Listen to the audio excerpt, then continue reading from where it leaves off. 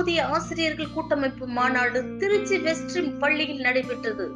தமிழ்நாடு தொகுப்பூதிய ஆசிரியர்களின் கூட்டமைப்பு மாநாடு திருச்சி வெஸ்ட் பள்ளியில் இன்று நடைபெற்றது. தொகுப்பூதிய ஆசிரியர்களின் கூட்டமைப்பு மாநில ஒருங்கிணைப்பாளர் ஜார்ஜ் இனிகோ தலைமையில் நடைபெற்ற இந்த மாநாட்டில் தமிழக அரசு 1991-92 பணியாற்றிய தொகுப்பூதிய ஆசிரியர்களுக்கு அவர்கள் பணியாற்றிய நாட்களுக்கு காலமுறை ஊதியம் வழங்கி பணிக்காலமாக மாற்றி கொடுத்தது போலவே 2023-26 பணியாற்றிய தொகுப்பூதிய ஆசிரியர்களுக்கும் அவர்கள் பணியாற்றிய நாட்களை பணிக்காலமாக மாற்றி காலமுறை ஊதியம் வழங்க வேண்டும். தொகுப்பூதிய ஆசிரியர்கள் கூட்டமைப்பு சார்பாக ஒவ்வொரு மாவட்டத்திற்கும் 3 ஒருங்கிணைப்பாளர்கள் நியமிக்க வேண்டும்.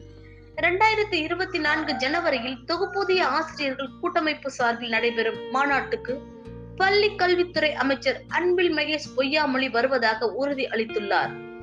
குறைந்தது 5000 ஆசிரியர்களை கூட்டி எங்கள் கோரிக்கை மாநாட்டை நடத்தி கோரிக்கையை முன்வைப்பது உள்ளிட்ட தீர்மானங்கள் இந்த மாநாட்டின் மூலம் நிறைவேற்றப்பட்டது.